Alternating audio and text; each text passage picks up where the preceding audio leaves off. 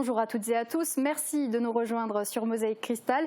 Mouvement de grève nationale dans les hôpitaux et protestation contre la réouverture de la centrale à charbon de Saint-Avold. Voici les titres de ce mercredi 27 septembre. La grève nationale a été lancée hier dans les hôpitaux de France, un acte pour dénoncer notamment le manque de personnel et les salaires trop bas, éternelle revendication du milieu hospitalier. La déléguée FO à l'hôpital Robert Pax s'exprime à notre micro.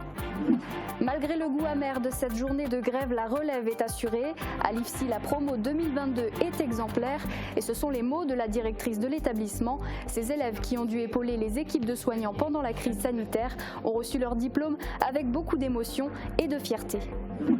Une formation pour les accompagnatrices scolaires organisée par la CASC et l'ANATEP, l'Association nationale pour les transports éducatifs de l'enseignement public. Cette formation visait à mieux assurer la sécurité des enfants dans les autocars. C'est officiel, la centrale à charbon Émile Huchet de Saint-Avold reprendra son service le 3 octobre. Une nouvelle qui ne plaît pas à tout le monde. En résulte une action de protestation du bloc lorrain, c'était samedi dernier. Et enfin, la crise énergétique que traverse le pays menace les foyers à l'approche de l'hiver. Pour s'y préparer, de nombreux particuliers se tournent vers le bois de chauffage.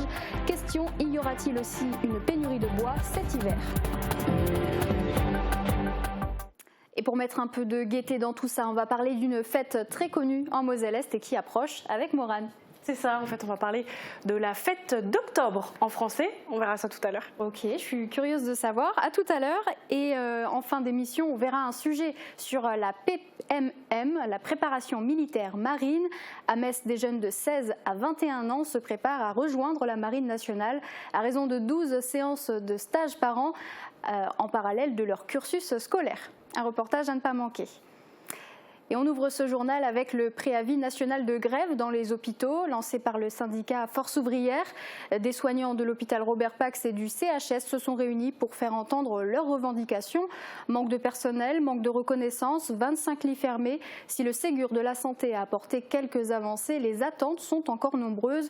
On écoute Monique François, la déléguée Force ouvrière à l'hôpital Robert Pax. Ça a été signé en juillet 2021, donc le volet des salaires, des traitements et des salaires a été très vite mis en œuvre, mais on a encore une vingtaine de revendications qui ne sont pas appliquées, notamment le paiement des heures de nuit qui sont payées de façon très ridicule. Il y a les ratios promuables qu'on doit nous donner au 1er janvier, on est aujourd'hui le 27 septembre, on n'a toujours pas d'éléments de réponse. Donc c'est tous des faits qui font que les gens perdent la foi et vont voir ailleurs. On est tous épuisés, plus que jamais, et que le gouvernement ne nous entend pas. On nous fait des promesses, mais il n'y a plus d'argent pour les hospitaliers. Sur les 2 dernières années, on a eu des départs massifs de personnel soignant, déjà qui ont eu difficulté à se remettre du Covid, parce qu'il ne faut pas oublier que la Moselle-Est a été vraiment très lourdement impactée par la première vague du Covid. Ensuite, c'est les conditions de travail. C'est qu'au jour d'aujourd'hui, on n'a plus des conditions sécuritaire pour travailler et pour accueillir les patients. Nous, ce qu'on revendique, c'est vraiment du personnel en plus pour mieux s'occuper des patients qui sont dans les lits. Donc il faut que vraiment il y ait des mouvements en masse aujourd'hui dans toute la France pour bien faire comprendre que non, c'est plus possible. On a assez profité des agents hospitaliers qui donnent leur maximum au quotidien et on n'est pas entendu. On a eu une compensation financière, notamment tous les agents de la fonction publique hospitalière ont droit au CTI, donc du complément de traitement indiciaire qui est de l'ordre de 237 € brut. Ça c'est pour tout le monde. Et pour les soignants, il y a une revalorisation des grilles indiciaires. Mais visiblement, c'est pas suffisant parce que malgré cela, les gens fuient et cherchent à faire autre chose carrément. On a des collègues qui changent vraiment de métier parce qu'ils n'ont plus la foi en le service public de la santé.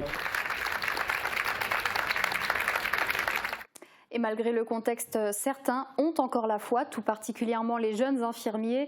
Les lauréats de la promotion 2022 se sont vus remettre leur diplôme en main propre, une tradition à l'IFSI de Sarreguemines. Cette année, c'était un moment particulièrement fort. Explication dans ce reportage de Julia Bitran. Ils n'auront finalement pas assisté à la pose de la première pierre du nouvel IFSI, mais ces étudiants-là auront vécu des événements bien plus marquants au cours de leur formation d'infirmiers. Cette promotion 2022 de l'Institut de formation en soins infirmiers, c'est celle qui a le plus dû affronter le Covid, quasiment durant toute la formation. Certains stages ont été chamboulés, même si les 5 typologies ont été respectées au cours des 3 ans, mais pas dans l'ordre habituel. Les étudiants se sont rendus disponibles pour être des renforts pendant la crise du Covid. Et malgré le contexte sanitaire, les professionnels de terrain ont continué à encadrer les élèves infirmiers durant leur stage. Dans les mémoires des dirigeants et des formateurs de l'IFSI, cette cuvée de lauréats du diplôme d'état d'infirmier restera la promo exemplaire. Et cela s'est ressenti dans les discours. Et puis est apparue l'épidémie du Covid-19, brutale, totalement imprévisible. Cette conjoncture dramatique s'est imposée au monde hospitalier et à toute la société et a fortement affecté nos organisations. Vous avez su être exemplaires dans cette période de crise sanitaire inédite, toujours disponible et empreint d'un professionnalisme sans faille. Je vous adresse toute ma reconnaissance et mes sentiments les plus chaleureux pour ce que vous nous avez apporté, pour ce que vous avez donné de vous. Vous avez été vaillantes et vaillants dans cette épreuve. Et je crois qu'on doit vous féliciter tout particulièrement pour cela. Vous avez une promotion particulière dans la mesure où vous avez affronté une situation sanitaire exceptionnelle jamais connue en France. Vous l'avez affrontée et pourtant vous avez été au bout de votre formation. Vous avez probablement été sollicité plus que vous n'auriez dû l'être au cours de ces années. Pour cela, déjà, effectivement, on peut saluer votre courage. Des applaudissements nourris ont fusé pour toute la promotion, avec une mention particulière et un bouquet de fleurs pour la majeure de promo, avant le traditionnel lancer de chapeau des diplômés.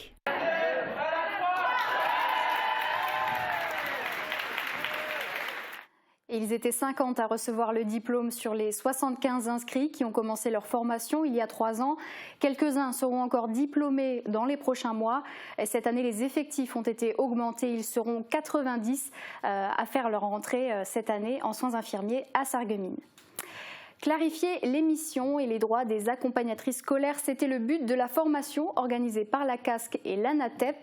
Ces dames qui chaque jour veillent à la sécurité des enfants dans le quart scolaire en ont tiré de nombreux avantages.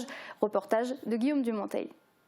C'est une sortie du car. La sécurité des enfants, c'est l'obsession des accompagnatrices de car. Elles s'occupent de faire monter les écoliers dans le car, de les installer, de vérifier qu'ils ont correctement fixé leur ceinture de sécurité, de les aider au besoin à la détacher une fois que le car est arrêté, puis de les faire descendre du véhicule. Le tout en restant elles-mêmes en sécurité, ce qu'elles peuvent parfois oublier. Elles ont beaucoup tendance à se lever pour intervenir, pour maintenir la discipline, remettre une ceinture qui a été enlevée. Et en fait, chaque fois qu'elles se lèvent dans le car, qui roule, elles se mettent en danger. Contrairement à ce que l'on peut penser, le travail des accompagnatrices de car n'est pas un métier facile, notamment en raison de la responsabilité qui leur incombe, la sécurité des enfants. Mais uniquement pendant le temps du transport scolaire. Les ATSEM et les parents doivent aussi prendre leurs responsabilités en dehors du car scolaire. Rappeler le rôle, les droits, les devoirs et les responsabilités des accompagnatrices, tel était l'objectif de cette formation dispensée pour la première année à Sarreguemines par l'ANATEP à la demande de la CASC. Dans l'actualité aussi, 7 mois après sa fermeture, la production de la dernière tranche charbon de la centrale Émile Huchet de Saint-Avold se remettra en route le 3 octobre prochain. Pour protester contre cette réouverture, une quinzaine de membres du Bloc Lorrain se sont introduits sur le site samedi. Retour sur cette action symbolique avec Emma Facchetti. En toute discrétion, d'étranges personnes déambulent dans un coin forestier tenu secret. Masque sur le nez, gants noirs, combinaisons blanches, ces 18 activistes sont camouflés de la tête aux pieds. C'est à la fois symbolique, ça permet effectivement de pas être trop visible. Et puis il y a une symbolique tant dans les luttes sur le charbon en Allemagne et puis dans le nucléaire partout dans le monde. Ça a un gros impact sur le public quand il voit ce type de rassemblement combiné. Et c'est beaucoup plus impactant tout simplement. Un long périple qui mène jusqu'à la centrale à charbon Émile Huchet. En quelques secondes, le bloc lorrain frappe fort en déroulant une banderole devant un amas de charbon. On a associé un petit peu charbon, nucléaire, enfin les énergies fossiles, et puis ce qui me semblait être vraiment des choses contre-indiquées pour résoudre les problèmes de la crise climatique. Donc le charbon effectivement par les émissions de CO2, et puis le nucléaire parce que c'était une fuite en avant qui était trop tardive, coûteuse et hyper dangereuse aussi. Donc il faut toujours tabler sur les deux fronts à mon avis pour se faire entendre. Se faire entendre pour dénoncer la réouverture de la centrale le 3 octobre prochain, 7 mois après avoir été fermée. L'objectif du gouvernement, produire de l'électricité pour faire face à la pénurie, une position qui ne passe pas chez les militants. Il y a 600 000 tonnes de charbon qui vont être brûlées pendant l'hiver, et le charbon vient donc d'Amérique du Sud, d'Afrique du Sud, d'Australie. Ça transite en plus par Rotterdam, donc c'est un impact écologique énorme. Et nous, ce qu'on dénonce, c'est on peut faire des économies au lieu de relancer le charbon. Avec cette opération symbolique qui s'est déroulée sans encombre, le bloc lorrain espère que son cri d'alarme sera entendu par la population. Et face à l'augmentation du prix du gaz et de l'électricité, beaucoup de particuliers se tournent vers le bois de chauffage. Résultat, les professionnels sont à la limite de la pénurie. Un reportage d'Emma Facchetti. Pour passer l'hiver au chaud, ce couple a commandé 4 stères de bois. On a une belle cheminée, un beau cheminée, donc un grand poêle. Donc on a toujours utilisé le bois, pas seulement pour l'énergie, mais aussi parce que c'est plus agréable et puis la chaleur elle est mieux diffusée. Des livraisons comme celle-ci, Jérôme en réalise plus d'une trentaine par jour. Là on est entre 5 et 10 personnes par jour. Et l'année dernière à cette époque, on était à 5, 6.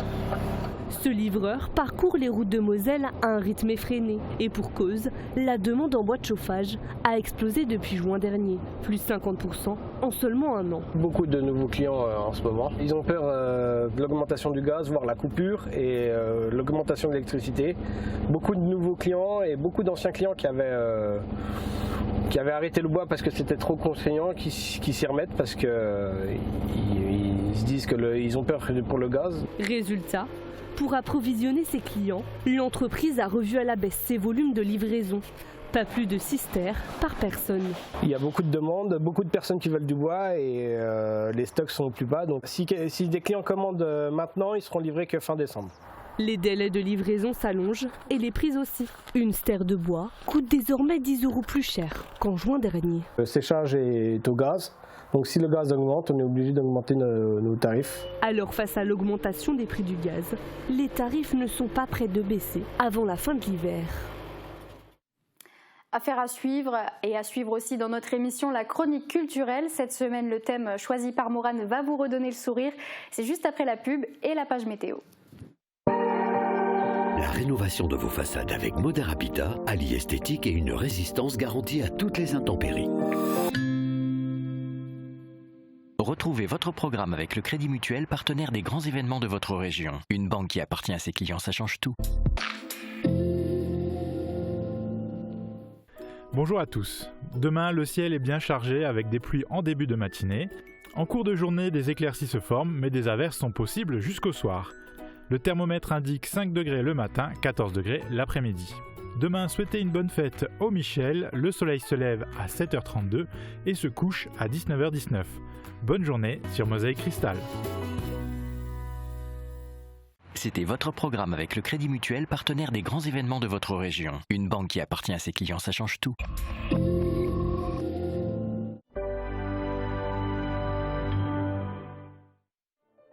Le 30 septembre, le Domino's Bar de Lemberg accueille Marie Renaud et Pierre Wenvy. Le duo partagera des œuvres et poèmes des pays de l'Est dans un cadre inspiré de l'ambiance ukrainienne. Programme complet et billetterie sur www.festival-euroclassique.eu. À l'accueil, caisse du soir. Le roi des vins, Astirin-Vendel. 3500 références de vins, des alcools, une épicerie fine et des idées cadeaux. Nouveau, la cloche et sa large gamme de fromages et de charcuterie. Le roi des vins, le temple des gourmands et des gourmets. À l'occasion du 60e anniversaire du cessez-le-feu, découvrez la guerre d'Algérie dans une exposition à travers photos, uniformes d'époque et documents historiques. Rendez-vous à l'espace Cassin du 24 septembre au 2 octobre. Entrée libre. À partir du 1er novembre, nouvelle réglementation pneus hiver. Faites confiance à Speedy. Pour vos pneus, faites confiance à Speedy, 34 rue Maréchal Foch à Sarreguemines. Laisse jouer, fort justement, attention Kirill est dans la surface, le ballon rentré, et l'essaye, but. La saison du football bat son plein et Mosaïque Cristal vous propose de suivre tous les matchs du SFC en direct. Le prochain match de la saison oppose le SFC face à Sarrebourg ce samedi à 18h30 en direct et en exclusivité sur Mosaïque Cristal. C'est l'heure de la chronique culturelle, on va parler d'une fête traditionnelle. Petit indice, préparez vos chopes de bière.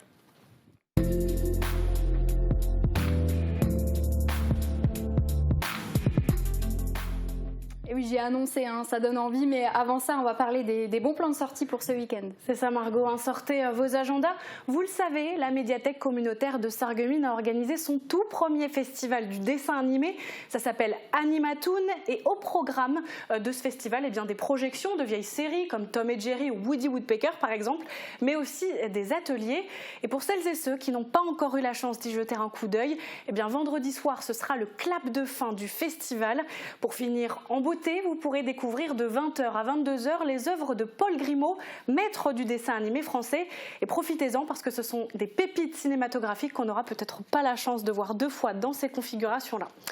Ensuite, direction le Pays Beach avec le festival Euroclassique qui poursuit sa route.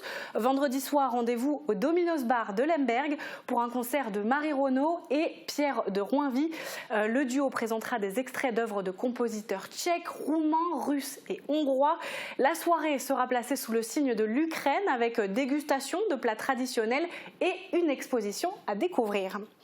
Samedi soir, Charelle allumera le feu sur la scène du casino de Sarreguemines.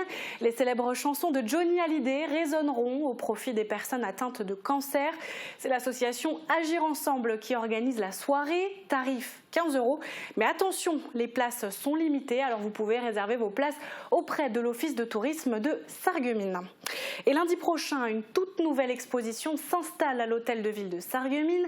Christiane Keupler vous invite à son vernissage à partir de 17h. Elle présentera ses œuvres qui seront visibles du 3 au 9 octobre. L'exposition est intitulée Des instants de grâce. Et pour finir, je vous donne l'info un peu en avance. Le Rotary Club de Sarreguemines est de retour avec un tout nouveau spectacle, La légende de Carmen. C'est le samedi 8 octobre au Casino des Faïenceries. C'est inspiré du célèbre opéra de Georges Bizet. On écoute la présidente du Rotary Club qui nous en dit un peu plus.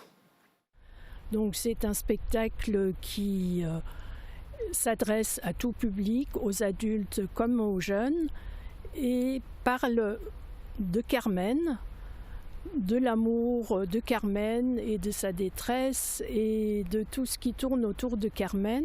C'est important pour le Rotary parce que les recettes vont contribuer à nos œuvres que nous soutenons depuis quelques années déjà, et puis pour d'autres associations nécessiteuses. Et les billets sont d'ores et déjà en vente à l'Office de tourisme Sarreguemines Confluence, à Cora et sur le site internet rotary-club-sarreguemines.org. Tarif 20 € pour les adultes, 10 € pour les enfants. Et comme vous l'aurez compris, les bénéfices seront reversés à différentes œuvres caritatives du Rotary. Et voilà pour les bons plans de sortie, Margot. Voilà, ça c'est dit. Merci beaucoup Morane pour ces bons plans. On va parler tout de suite festivités. Et oui Margot, on va parler binous. Alors après le mois de septembre, qu'est-ce qu'il y a ? Le mois d'octobre. Eh bien oui, bingo. Et qu'est-ce qui se passe au mois d'octobre ? Il y a Halloween notamment. Alors oui, il y a Halloween, mais il y a aussi la Oktoberfest. Oktober qui signifie octobre et Fest qui signifie fête. Littéralement, on traduit ça par la fête d'octobre. Et donc la fête de la bière. C'est ça. Alors quand on pense à l'Oktoberfest, on pense à la bière. Mais sais-tu d'où elle vient, cette fête, Margot ? Absolument pas. Je dirais de nos voisins allemands, comme ça. Absolument, de Munich plus précisément. Et à la base, cette fête, elle n'a pas été créée pour picoler, mais pour célébrer un mariage royal.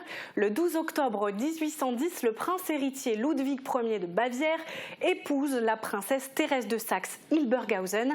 Et eux, ils ne se marient pas à la salle communale de Viziller, non, eux, ils organisent d'immenses festivités à l'échelle de la ville de Munich et tout le monde est invité.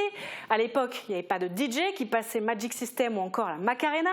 Non, eux, ils organisaient plutôt des grandes foires à ciel ouvert avec des courses hippiques. Et c'est ainsi que le 17 octobre 1810, la toute première Oktoberfest de l'histoire s'est tenue sur la Theresienwiese, la prairie de Thérèse, baptisée ainsi en l'honneur de la princesse.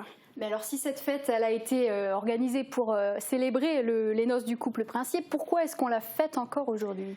Parce que les gens aiment faire la fête. Margot, qu'est-ce que tu veux que je te dise ? Bon, en vrai, c'était aussi pour célébrer l'anniversaire du mariage du couple princier et de renforcer l'unité de la Bavière. Mais organiser l'Oktoberfest chaque année, c'était aussi une question d'ordre économique. Ah oui, pourquoi ça ? Eh bien, si aujourd'hui on associe l'Oktoberfest à la fête de la bière, eh bien c'est grâce aux brasseurs munichois. La bière, c'est la boisson typique de Munich et de nombreuses brasseries s'y sont installées. Qui dit brasserie dit stock de bière et l'Oktoberfest était un bon moyen d'écouler les stocks avant l'arrivée de l'hiver. C'est aussi pour ça qu'aujourd'hui on dit que l'Oktoberfest, eh bien, c'est la fête de la bière. Et du coup c'est marrant parce que de base l'Oktoberfest a célébré un mariage royal qui est quand même plutôt important. Mais tout ce que les gens retiennent aujourd'hui c'est que c'est la fête de la bière quoi. Et c'est que dans les années 60 que les courses hippiques prendront fin pour laisser place au festival tel qu'on le connaît aujourd'hui. D'accord, ce festival qui se tient donc tous les débuts du mois d'octobre. Alors oui et non, en fait si à la base c'était le cas, eh bien aujourd'hui elle se tient sur une période, alors généralement à partir de la mi-septembre jusqu'au premier week-end d'octobre. Alors, une fête qui porte sur le mois d'octobre mais qui se fête en septembre. C'est ça Margot, en fait c'est à cause de la température. En octobre ça caille, ça meule, on se pèle les miches. Alors au fil du temps les festivités ont été avancées pour pouvoir profiter des températures encore clémentes du mois de septembre. Même si avec le réchauffement climatique actuel on pourra bientôt célébrer l'Oktoberfest en décembre. Ouais. Et cette fête traditionnelle, donc elle tient depuis plus de 200 ans alors. C'est ça, et bien cette année ça fait exactement 212 ans que l'Oktoberfest a vu le jour, mais des périodes sombres de l'histoire l'ont mise de côté à 24 reprises, guerre, crise économique ou encore épidémie. D'ailleurs l'année 2022 marque le grand retour de l'Oktoberfest à Munich, car Covid oblige, elle n'avait pas pu se tenir durant 2 ans. Aujourd'hui cette fête elle se célèbre un peu partout dans le monde, même si le chef-lieu reste évidemment la ville de Munich, là où tout a commencé. Ouais, ça doit être sympa là-bas. Est-ce que toi tu es déjà allée ? Oui, j'y suis allée plusieurs fois même. En fait les festivités elles se tiennent un peu partout dans la ville, mais le cœur de fête c'est toujours à la Theresienwiese où tous les Biergarten en fait se succèdent et où la fête foraine se tient aussi chaque année. Ça doit brasser énormément de monde comme on a pu le voir sur les images. Excellent jeu de mots, Margot. Effectivement, l'Oktoberfest de Munich, c'est plus de 7 millions de visiteurs en moyenne chaque année et près de 6 millions de litres de bière tirée. C'est énorme. Et pour respecter la tradition, eh bien, il faut se vêtir de Trachten, les vêtements traditionnels bavarois, un Lederhosen pour les hommes et une Dirndl pour les femmes. Et surtout, eh bien, il faut avoir une bonne descente parce que les bières sont servies par litre dans des shops qu'on appelle une Maßkrüge. Et voilà, c'est assez énorme.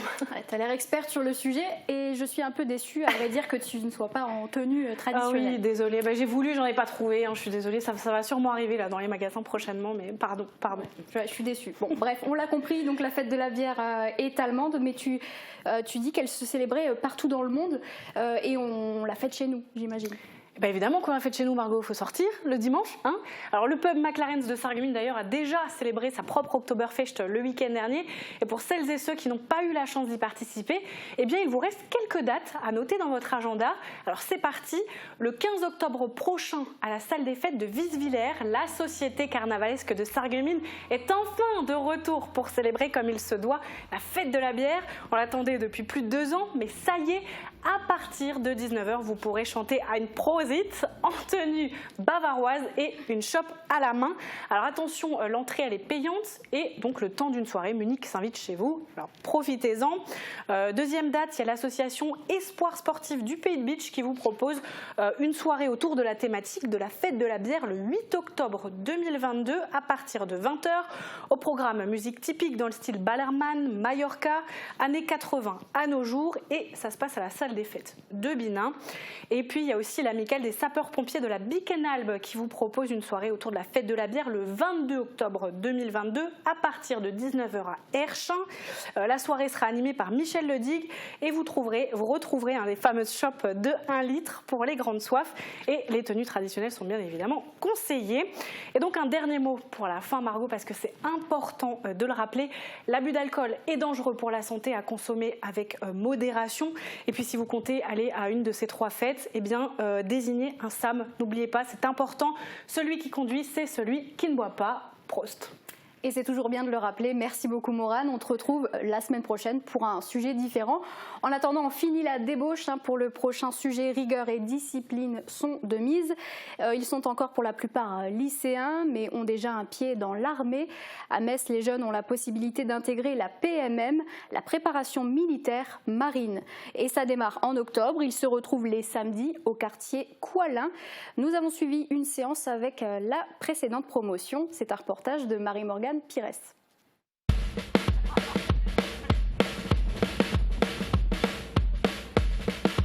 Ils ont entre 16 et 21 ans et ils montrent déjà leur engagement pour l'armée.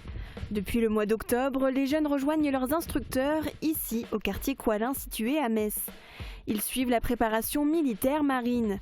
Elle est composée de 12 séances sur l'année pour apprendre les bases de la formation militaire et découvrir ses différents métiers. Ce dispositif-là, en tout cas ce programme-là, au-delà de formation théorique et maritime et militaire, on va vraiment leur apprendre à fonctionner ensemble. Donc ils arrivent, ils sont un petit groupe et ils vont repartir avec vraiment un esprit d'équipage. On va travailler sur l'esprit d'équipe, l'entraide et là on le voit sur ces séances de sport, on est vraiment sur de la cohésion. Ce stage militaire concerne la Marine nationale, un choix qui était évident pour beaucoup de jeunes participants comme Charline et Steven. La semaine, ils suivent leur année scolaire classique au lycée et le week-end, ils participent à cette initiation. Parce que j'ai ma famille qui est dedans. Donc mon tonton il est moniteur pilote d'hélicoptère dans la marine et ma tata ça a été la première maître nageuse à l'école de Mestrance. Du coup voilà, ça m'a attiré aussi. Le fait de beaucoup voyager, contrairement aux autres armées. Et il y a une meilleure cohésion je trouve. Au niveau de la PMM, on peut voir en train de faire du sport là-bas. Ils sont très bien. Et voilà, juste l'esprit d'équipe, on est tous soudés, toutes les valeurs qu'il y a au sein de la marine. J'ai aussi choisi la Marine nationale parce que c'est l'armée qui ouvre le plus de portes parmi l'armée française. Ça gèle.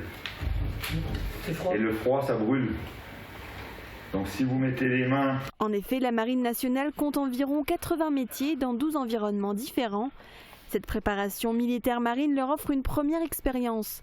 Ils suivent une formation au premier secours, découvrent la navigation, les manœuvres, le tir, un programme complet. Par la suite, les jeunes peuvent s'engager ou intégrer la réserve. L'objectif pour la marine, recruter 4000 nouveaux marins par an en France. Ça permet surtout d'avoir des recrutements qui sont qualitatifs, puisqu'on a des jeunes qui savent déjà dans quoi ils mettent les pieds, puisqu'ils ont déjà eu cette formation initiale. Donc oui, sur l'aspect, tant sur l'active que sur la réserve, ça va nous permettre de recruter plus facilement et de manière plus qualitative aussi. Durant cette formation, les stagiaires peuvent aussi participer à leur première cérémonie militaire, par exemple lors de commémorations.